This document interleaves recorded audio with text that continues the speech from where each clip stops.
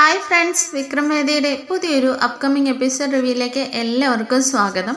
അങ്ങനെ നമ്മുടെ വേദ ശങ്കരനാരായണനെ വിക്രമിൻ്റെ മുമ്പിൽ വെച്ചിട്ട് അപമാനിച്ച് പുറത്തു പോന്നല്ലോ. ഇതിൻ്റെ നല്ല ദേഷ്യത്തിലുമാണ് ശ്രീകാന്ത് ഉള്ളത്.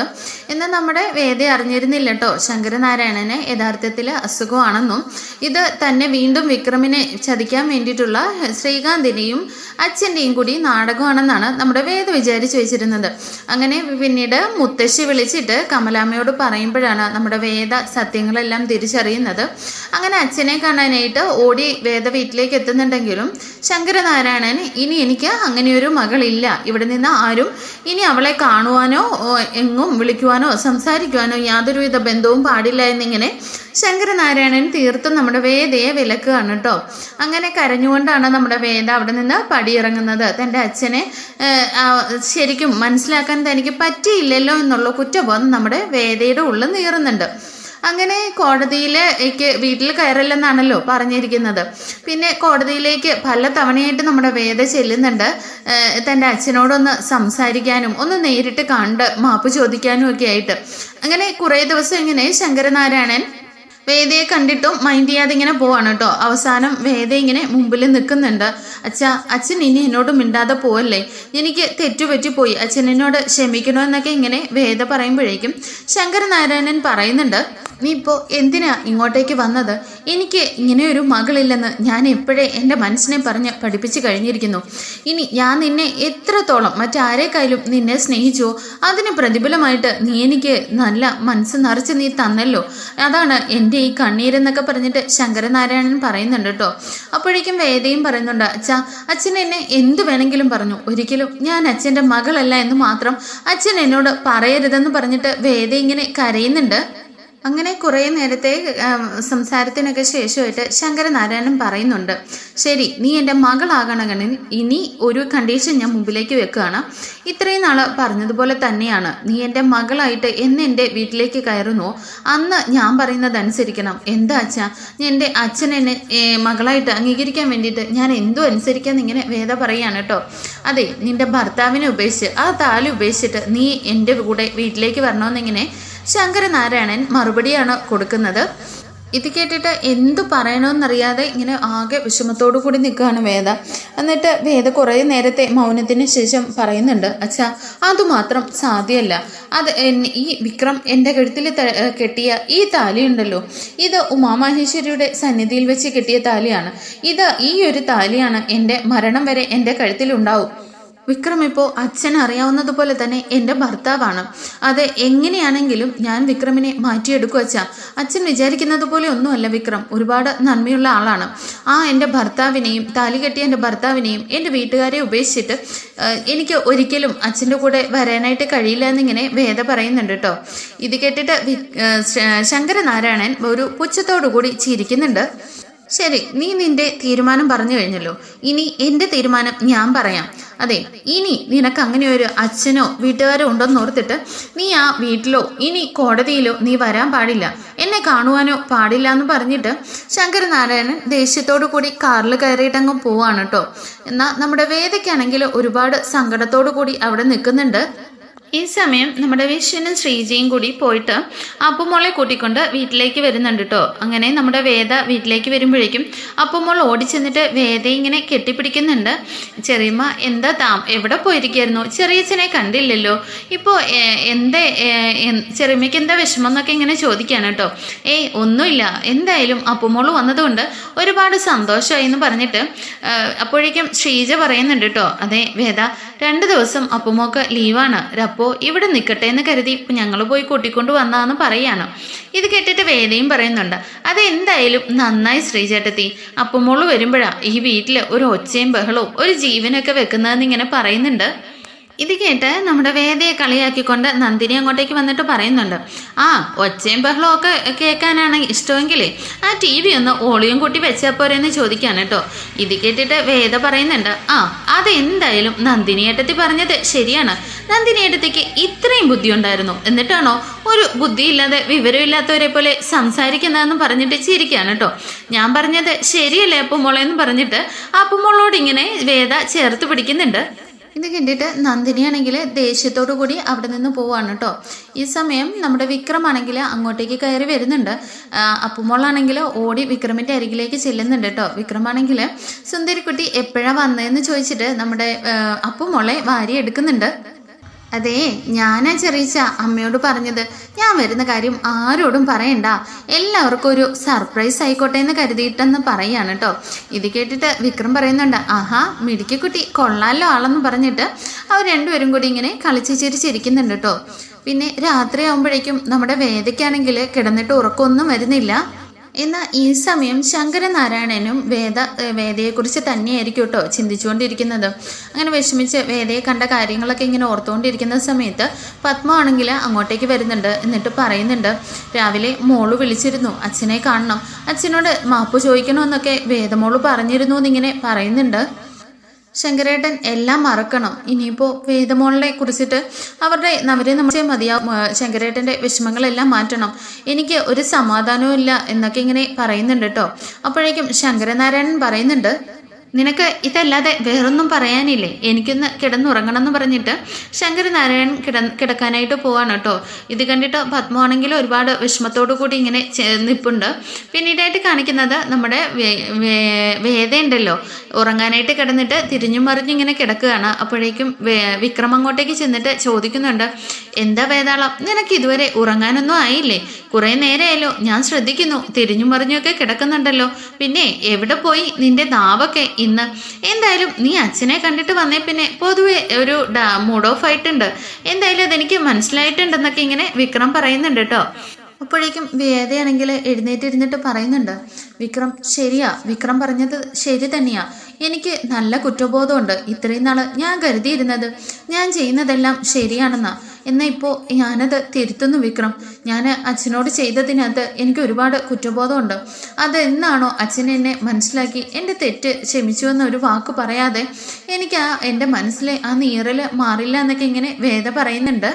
ഇത് കേട്ടിട്ട് വിക്രവും പറയുന്നുണ്ട് കേട്ടോ, ശരിയാ, നീ പറഞ്ഞത് അത് തന്നെയാ, നിന്റെ വീട്ടുകാരും നിന്റെ അച്ഛനും ഒക്കെ നിന്നെ സ്നേഹിക്കണമെങ്കിൽ ഒറ്റ വഴിയേ ഉള്ളൂ, നീ എന്നെ ഉപേക്ഷിച്ച് നിന്റെ ഈ താലിയൊക്കെ ഉപേക്ഷിച്ചിട്ട് നിന്റെ വീട്ടുകാരുടെ അടുത്തേക്ക് ചെല്ല്, നിന്നെ അവർ പഴയതിനേക്കാളും കൂടുതലായിട്ട് നിന്നെ സ്നേഹിക്കും, നിന്റെ വീട്ടുകാർ നിന്നെ അംഗീകരിക്കും. ഇനിയിപ്പോൾ ഈ താലിയാ പ്രശ്നമെങ്കിൽ അത് ഞാനല്ലേ ബലമായിട്ട് കെട്ടിയതല്ലേ, അത് ഞാൻ തന്നെ അഴിച്ചു മാറ്റാന്നിങ്ങനെ വിക്രം പറയുന്നുണ്ട്. മതി വിക്രം, നിങ്ങൾക്ക് ഇതല്ലാതെ എന്നോടൊന്നും പറയാനില്ലേ? പിന്നെ നിങ്ങൾ ബലമായിട്ട് കെട്ടിയ കാലിയുടെ കാര്യം പറഞ്ഞല്ലോ, ഒരിക്കൽ പോലും നമ്മൾ തമ്മിൽ കണ്ടിട്ടില്ലാത്ത നമ്മളെ പരസ്പരം കോർത്തിണക്കിയത് ഈ താലിച്ചരടാണ്. പിന്നെ ആ താലി അഴിച്ചു മാറ്റിയിട്ട് നിങ്ങൾ തട്ടിയെറിഞ്ഞ സ്വർണം താലിമാല പോലും എൻ്റെ കഴുത്തിൽ വന്ന് വീണിട്ടുണ്ടെങ്കിൽ അതിന് ഞാനോ നിങ്ങളോ ഒന്നുമല്ല കാരണം, ആ ഉമാമഹേശ്വരിയുടെ തീരുമാനമാണ്. ആ തീരുമാനത്തെ തട്ടിക്കളയാനായിട്ട് ആർക്കും കഴിയില്ല എന്നിങ്ങനെ വേദ തീർത്ത് പറയുന്നുണ്ട്. പിന്നെ എനിക്കൊരു തെറ്റ് പറ്റിപ്പോയി വിക്രം, എൻ്റെ അച്ഛനോട്, അതും ഹോസ്പിറ്റലിൽ കിടന്ന എൻ്റെ അച്ഛനോട് ഞാൻ ഒരിക്കലും അങ്ങനെയൊന്നും പറയാൻ പാടില്ലായിരുന്നു. എന്തോ ആ ഒരു നിമിഷത്തെ എടുത്തുചാട്ടത്തിൽ ഞാൻ ഒരുപാട് വേദനിച്ചു പോയി. എൻ്റെ അച്ഛൻ്റെ മനസ്സ് നൊന്തതിന് ഞാൻ കാരണമായിപ്പോയി. ഇനി എൻ്റെ അച്ഛൻ എന്നെങ്കിലും ഒരു നാൾ എന്നെ തിരിച്ചറിയും, എൻ്റെ തെറ്റുകൾ അച്ഛൻ ക്ഷമിച്ചു തരും എന്നുള്ള വിശ്വാസം എനിക്കുണ്ട്. പിന്നെ ഈ വേദനകൾക്കിടയിലും അച്ഛൻ്റെ ശാപം, അച്ഛൻ്റെ ആ മനസ്സ് നീറുന്നത് ഒരിക്കലും എനിക്ക് താങ്ങാൻ കഴിയില്ല വിക്രം. അച്ഛൻ എന്നോട് ക്ഷമിച്ചു എന്ന് പറയുന്നത് വരെ എനിക്ക് സമാധാനം ഉണ്ടാവില്ല എന്ന് പറയുമ്പോഴേക്കും നമ്മുടെ വേദയുടെ കണ്ണൊക്കെ ഇങ്ങനെ നിറഞ്ഞൊഴുകുകയാണ് കേട്ടോ. ഇത് കണ്ടിട്ട് വിക്രമിനാണെങ്കിൽ എന്ത് പറയണമെന്നറിയാതെ ഇങ്ങനെ ആകെ വിഷമത്തോടു കൂടി നിൽക്കുകയാണ്. എന്ത് പറഞ്ഞ് വേദയെ ആശ്വസിപ്പിക്കണമെന്ന് അറിയില്ല കേട്ടോ. അങ്ങനെ വിക്രമാണെങ്കിൽ പെട്ടെന്ന് തന്നെ ഇങ്ങനെ വേദയുടെ മൂഡ് മാറ്റാനായിട്ട് പറയുന്നുണ്ട്. എന്തായാലും ഈ വേതാളത്തിനെ കണ്ണ് നിറയുന്ന ഒന്നും എന്തായാലും കൊള്ളില്ല, താൻ കിടന്ന് ഉറങ്ങാൻ നോക്ക്, എനിക്ക് ഉറക്കം വന്നിട്ട് വയ്യാന്ന് പറഞ്ഞിട്ട് വിക്രമാണെങ്കിൽ തിരിഞ്ഞു കിടക്കുകയാണ് കേട്ടോ. അങ്ങനെ അച്ഛനെ ഓർത്തുകൊണ്ട് തന്നെ നമ്മുടെ വേദയും ഉറങ്ങാനായിട്ട് കിടക്കുന്നുണ്ട്. ഈ സമയം വിക്രമിൻ്റെ മനസ്സിൽ കൂടി നമ്മുടെ വേദയെ ബലമായിട്ട് താലി കെട്ടിയതും അന്നേരത്തെ ആ നിമിഷങ്ങളൊക്കെ ഇങ്ങനെ ഓടി മറയുന്നുണ്ട് കേട്ടോ. വിക്രം സ്വയം ഇങ്ങനെ മനസ്സിൽ ചിന്തിക്കുന്നുണ്ട്, എന്തായാലും ഇവളുടെ ജീവിതം ഞാൻ കാരണമാണ് നശിച്ചത്. ഒരിക്കലും ഞാൻ ഒരു പെൺകുട്ടിയോടും ചെയ്യാൻ പാടില്ലാത്ത വലിയ തെറ്റാണ് ഞാൻ ചെയ്തു പോയത്. ആ താലിക്ക് ഇത്രയും മഹത്വം ഉണ്ടായിരുന്നോ എന്നൊന്നും എനിക്ക് അറിയാതെ പോയല്ലോ. ഞാൻ എന്ത് തെറ്റാണ് ഞാൻ ഇതിനു വേണ്ടിയിട്ട്, ഈ പാപമൊക്കെ ഞാൻ എവിടെ കൊണ്ടുപോയി കളയുന്നൊക്കെ ഓർത്തിട്ട് ഒരുപാട് കുറ്റബോധം കൊണ്ട് ഇങ്ങനെ നമ്മുടെ വിക്രമിൻ്റെ മനസ്സും നീറുന്നുണ്ട്. അങ്ങനെ വേദയെക്കുറിച്ച് ഇങ്ങനെ വേദയെ തന്നെ നോക്കി ഇങ്ങനെ വിക്രം കിടക്കുകയാണ്. അപ്പോഴേക്കും വേദയാണെങ്കിൽ ചെറുതായിട്ട് ഇങ്ങനെ മയങ്ങി ഉറങ്ങിക്കിടക്കുകയാണ് കേട്ടോ. അപ്പോഴേക്കും നമ്മുടെ വിക്രമാണെങ്കിൽ വേദയെ നോക്കിയിട്ട് ഇങ്ങനെ പറയുന്നുണ്ട്, എന്തിനാടി നീ എൻ്റെ ജീവിതത്തിലേക്ക് വന്നത്? ഒരിക്കലും ഈ ഗുണ്ടയായ എനിക്ക് നിനക്ക് നീ യോജിച്ച ആളല്ല എന്നൊക്കെ ഇങ്ങനെ പറഞ്ഞിട്ട് വിക്രമും പതിയെ ഉറക്കത്തിലേക്ക് മയങ്ങി പോവാണ് കേട്ടോ. പിന്നീടായിട്ട് കാണിക്കുന്നത് നമ്മുടെ വിശ്വനെയാണ്. വിശ്വം പറയുന്നുണ്ട്, എനിക്ക് നാളെ ആദ്യത്തെ സാലറി കിട്ടും, പിന്നെ നിനക്ക് എന്താ ശ്രീജ വേണ്ടത്? നീ എന്ത് പറഞ്ഞാലും ഞാൻ വാങ്ങിത്തരുമെന്ന് ഇങ്ങനെ പറയാണ്. ഇത് കേട്ടിട്ട് ശ്രീജയ്ക്ക് ഒരുപാട് സന്തോഷമാകുന്നുണ്ട് കേട്ടോ. എനിക്ക് അങ്ങനെയൊന്നുമില്ല വിശ്വേട്ട, നമുക്ക് സന്തോഷമായിട്ട് ജീവിക്കണം, നമ്മുടെ മോള് നമ്മുടെ കൂടെ ഉണ്ടാവണം, ആ ഒരു ആഗ്രഹം മാത്രമേ എനിക്കുള്ളൂ. പിന്നെ വിശ്വേട്ടൻ സന്തോഷത്തോടു കൂടി എന്ത് വാങ്ങി തന്നാലും എനിക്കത് ഒരുപാട് സന്തോഷമാണെന്ന് ഇങ്ങനെ പറയുന്നുണ്ട്. അപ്പോഴേക്കും വിശ്വം പറയുന്നുണ്ട്, അതെ ശ്രീജയ്, എന്തായാലും നമുക്കൊന്ന് നാളെ അപ്പു മോളെയും കൊണ്ട് പുറത്തു പോകണം, അവൾക്ക് വേണ്ടതൊക്കെ വാങ്ങിക്കൊടുക്കണമെന്ന് പറഞ്ഞിട്ട് സന്തോഷത്തോടു കൂടി അങ്ങനെ ശ്രീജയും വിശ്വമൊക്കെ ഉറങ്ങാനായിട്ട് കിടക്കുന്നുണ്ട് കേട്ടോ. പിറ്റേ ദിവസം രാവിലെ തന്നെ കാണിക്കുന്നത് നമ്മുടെ ശങ്കരനാരായണനാണെങ്കിൽ പത്രമൊക്കെ വായിച്ചുകൊണ്ട് വെളിയിലിരിക്കുകയാണ് കേട്ടോ. ഈ സമയം വർഷയുടെ അച്ഛൻ അങ്ങോട്ടേക്ക് കയറി വരുന്നുണ്ട്. അങ്ങനെ അവർ രണ്ടുപേരും എന്തൊക്കെയുണ്ട് വിശേഷം? ഒന്നുമില്ല, ഞാൻ ശ്രീകാന്തിനെ ഒന്ന് കാണാൻ വന്നതാന്ന് പറഞ്ഞിട്ട് വർഷയുടെ അച്ഛൻ അകത്തേക്ക് കയറി പോവാണ് കേട്ടോ. അങ്ങനെ ശ്രീകാന്തിൻ്റെ അടുത്തേക്ക് ചെന്നിട്ട് പറയുന്നുണ്ട്, അതെ, നമുക്ക് ആ വിനായകൻ്റെ ചേട്ടനില്ലേ, അയാൾക്കിട്ടെ നമുക്ക് നല്ലൊരു പണി കൊടുക്കണമെന്ന് ഓർത്തിട്ടാണല്ലോ നമ്മുടെ കമ്പനിയിൽ ജോലി വാങ്ങിക്കൊടുത്തത്. ഇപ്പോൾ ഞാൻ ഒരു തിരിമറി കേസിലെ അയാളെ അറസ്റ്റ് ചെയ്തിട്ടുണ്ട്. ഇപ്പം ആ കാഴ്ച കണ്ടുകൊണ്ടാണ് ഞാനിങ്ങോട്ടേക്ക് വന്നതെന്ന് ഇങ്ങനെ വർഷയുടെ അച്ഛൻ ശ്രീകാന്തിനോടായിട്ട് പറയുന്നുണ്ട്. അതെ, അവൻ്റെ കുടുംബത്തിലെ ഓരോരുത്തരെയും അവനെ നമുക്ക് ഇല്ലാതാക്കണം. എൻ്റെ അച്ഛൻ്റെ മനസ്സ് വേദനിപ്പിച്ച അവനെയും അതിൻ്റെ അപ്പുറമായിട്ട് നമുക്ക് വേദനിപ്പിക്കണം. ഇനി അച്ഛൻ നമ്മൾ ആഗ്രഹിച്ചതുപോലെ തന്നെ വേദയെ വെറുത്തു. ഇനിയിപ്പോൾ അവൻ്റെ കുടുംബത്തിലെ ഓരോരുത്തരെയായിട്ട് നമുക്ക് ഇല്ലാതാക്കിക്കൊണ്ടേ ഇരിക്കണം. നമ്മുടെ പ്ലാനുകളെല്ലാം ഓരോന്നായിട്ട് വിജയിച്ചുകൊണ്ടിരിക്കുകയാണെന്നൊക്കെ ഇങ്ങനെ ശ്രീകാന്ത് പറയുന്നത് നമ്മുടെ ശങ്കരനാരായണൻ അപ്പുറത്ത് നിന്ന് കേൾക്കുന്നുണ്ടായിരുന്നു. ഇത് കേട്ടിട്ട് വർഷയുടെ അച്ഛനും പറയുന്നുണ്ട് കേട്ടോ, അതെ, ഈ ഒരു കാര്യം ഒരു ചെറുമണി പോലും അറിയാതെ വേണം നമ്മൾ സൂക്ഷിക്കാനായിട്ട്. പിന്നെ ഇതെങ്ങനെ, എൻ്റെ ഐഡിയ അല്ലേ ഇത്? ശങ്കരേട്ടൻ സുഖമില്ലാതിരിക്കുന്നത് പത്മത്തെ കൊണ്ടോ ഒരിക്കലും മുത്തശ്ശിയെ കൊണ്ടോ വിളിപ്പിക്കില്ലെന്ന് ഞാൻ പറഞ്ഞതല്ലേ. ദീപ്തിയെ കൊണ്ട് വിളിപ്പിച്ചതിനെ കൊണ്ട് മാത്രമാണ് വേദ അത് വിശ്വസിക്കാതെ ഇരുന്നതും അവിടേക്ക് അങ്ങനെ കയറി വന്നതും. ഇനിയിപ്പോൾ ആ കാരണത്താലാണ് ശങ്കരേട്ടൻ വേദയെ അത്രത്തോളം വെറുത്തതുമെന്നിങ്ങനെ പറയുന്നുണ്ട്. ഇതിനു വേണ്ടിയിട്ടേ ആ വിനായകനെ എത്ര പണം എറിഞ്ഞാലും വേണ്ടില്ല, ആ വിക്രമിനെ ഒന്നൊന്നില്ലാതെ ഇല്ലാതാക്കണം. എന്നിട്ട് വേദയെ ഇങ്ങോട്ടേക്ക് കൂട്ടിക്കൊണ്ടുവരണം.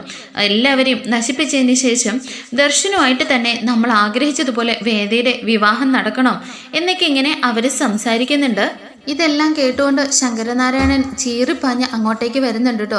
വന്ന് ശ്രീകാന്തിൻ്റെ മുഖത്ത് തന്നെ ആഞ്ഞടിക്കുന്നുണ്ട്. അപ്പോഴേക്കും ശ്രീകാന്ത് പറയുന്നുണ്ട്, അച്ഛാ എന്താ അച്ഛാ ഇത്? ഞാൻ എന്താ ചെയ്തത്? ഞാൻ എന്തെങ്കിലും ചെയ്തിട്ടുണ്ടെങ്കിൽ തന്നെ അത് അച്ഛന് വേണ്ടിയിട്ടാ, അച്ഛൻ്റെ സന്തോഷത്തിന് വേണ്ടിയിട്ടാ എന്നൊക്കെ ഇങ്ങനെ പറയുന്നുണ്ട് കേട്ടോ. മതി, ഇനി ഒരക്ഷരം നീ ഇനി മിണ്ടിപ്പോകരുത്. എല്ലാവരും കൂടിയിട്ട് എൻ്റെ മോളുടെ ജീവിതത്തിലാണോ വെച്ച് കളിക്കുന്നത്? നിങ്ങളെല്ലാവരും കൂടി ഇതെല്ലാം ഒപ്പിച്ചിട്ട് വേദയാണെങ്കിൽ എന്നെ അവിശ്വസിച്ചു. ഞാൻ അവളെ എന്തൊക്കെയാ പറഞ്ഞത്? നിങ്ങൾ ഒപ്പിച്ച കളികളായിരുന്നു ഇതെല്ലാം അല്ലേ എന്ന് പറഞ്ഞിട്ട് നമ്മുടെ ശങ്കരനാരായണൻ വല്ലാണ്ട് വയലൻ്റ് ആവുകയാണ് കേട്ടോ. അങ്ങനെ ശ്രീകാന്തിന് ശങ്കരനാരായണന് മുമ്പിൽ എന്തു പറയണമെന്ന് പോലും അറിയാണ്ട് ഇങ്ങനെ പേടിച്ച് വരച്ച് ഇങ്ങനെ നിൽക്കുകയാണ്. എന്നാൽ എന്തൊക്കെ ശ്രീകാന്ത് പറയാൻ ശ്രമിക്കുന്നുണ്ടെങ്കിലും നീ ഇനി ഒരക്ഷരം പോലും മിണ്ടി പോകരുത്. വിക്രമും വേദയും ഇനി ഈ വീട്ടിൽ ജീവിക്കും. അവർക്ക് വേണ്ടതെല്ലാം ഞാൻ ചെയ്തു കൊടുക്കും. വേദയുടെ ഭർത്താവാണ് വിക്രം. ഇനി അവരുടെ മേലെ ഒരു പൊടി മണ്ണ് വീണാൽ ഞാൻ നിന്നെ വെച്ചോക്കിയില്ല. ഈ ശങ്കരനാരായണൻ്റെ യഥാർത്ഥ മുഖം നീ അറിയും എന്നൊക്കെ പറഞ്ഞിട്ട് ശങ്കരനാരായണൻ വളരെ ദേഷ്യപ്പെട്ടിട്ട് അവിടെ നിന്ന് കടന്നു പോവാണ് കേട്ടോ. അങ്ങനെ ശ്രീകാന്ത് വളരെ ഒരു എന്ത് ചെയ്യണമെന്നറിയാത്ത അവസ്ഥയിൽ ഇങ്ങനെ നിൽക്കുന്നുണ്ട്. ഈ സമയം നമ്മുടെ വിനായകനാണെങ്കിൽ നന്ദിനിയെ ഫോൺ വിളിക്കുന്നുണ്ട്. എന്നിട്ട് പറയുന്നുണ്ട്, നന്ദിനി, വിശ്വേട്ടനെ പോലീസ് അറസ്റ്റ് ചെയ്തു എന്നിങ്ങനെ പറയുമ്പോഴേക്കും നമ്മുടെ നന്ദിനി പറയുന്നുണ്ട്, അതെന്തായാലും നന്നായി. എന്തു പറ്റിയെന്ന് ചോദിക്കുമ്പോൾ ഞാൻ പറഞ്ഞില്ലേ നന്ദിനി, ഇത്രയും സാലറിയൊക്കെ ഓഫർ ചെയ്തിട്ട് അവരൊരു കമ്പനിയിൽ ജോലി കൊടുക്കണമെങ്കിൽ എന്തെങ്കിലും തട്ടിപ്പ് കാണണമെന്ന്. നിങ്ങളെന്തിനു വിഷമിക്കുന്നത്? അതെന്തായാലും നല്ല കാര്യമല്ലേ എന്ന് പറയാണ് കേട്ടോ. നിർത്തടി, നീ എന്താ പറയുന്നത്? അതെൻ്റെ ഏട്ടനാണ്. വിശ്വേട്ടൻ ഒരിക്കലും അങ്ങനെയൊന്നും ചെയ്യില്ല. ഇതെല്ലാം ആ ശ്രീകാന്തിൻ്റെയൊക്കെ കളിയാണ്. എനിക്ക് പൈസ തന്നതും അത് ശ്രീകാന്താണ്. അങ്ങനെയെല്ലാം ചെയ്യിപ്പിച്ചതൊന്നുമെല്ലാം ഞാൻ വേദയോട് ഇപ്പം തന്നെ എല്ലാം പറയാൻ പോവാ. എനിക്കെൻ്റെ കുടുംബം തകർത്തിട്ട് ഒന്നും നേടണ്ട എന്നൊക്കെ ഇങ്ങനെ പറഞ്ഞിട്ട് വിനായകൻ ദേഷ്യത്തോടു കൂടി പറഞ്ഞിട്ട് ഫോൺ കട്ട് ചെയ്യുന്നുണ്ട് കേട്ടോ. നമ്മുടെ എന്നിട്ട് വിനായകൻ ആകെ ഒരു കുറ്റബോധവും ടെൻഷനും ഒക്കെ തോന്നുന്നുണ്ട്. ഈശ്വര, ഞാൻ കാരണം എൻ്റെ ഏട്ടൻ ജയിലിലായല്ലോ, ഇതിനൊക്കെ കാരണം ഞാനാണല്ലോ, ഈ പാപം ഞാൻ എവിടെ കൊണ്ട് തീർക്കും? എന്തായാലും ഞാൻ അവരെ വെറുതെ വിടില്ല, വേദയുടെ അടുത്തേക്ക് ഞാൻ പോയി എല്ലാ സത്യങ്ങളും പറയും എന്നൊക്കെ പറഞ്ഞിട്ട് നമ്മുടെ വിനായകനും പോകുന്നുണ്ട്. ബാക്കി എപ്പിസോഡുകൾ നമുക്ക് കാണാം.